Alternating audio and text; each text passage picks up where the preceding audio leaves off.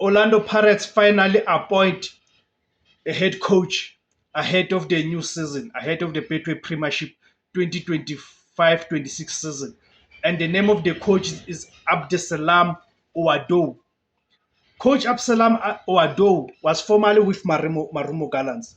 He joined Marumo Gallants in January this year, January 2025, which was the second round of the Betway Premiership season.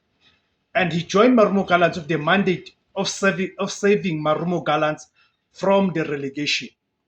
You guys would know that Marumo Gallants were facing a serious threat of relegation when Coach Ouadou joined them. So he came in with a mandate to save the club from the relegation, and he did that. And would remember that in the process, he defeated Kaiser Chiefs and Orlando Pirates.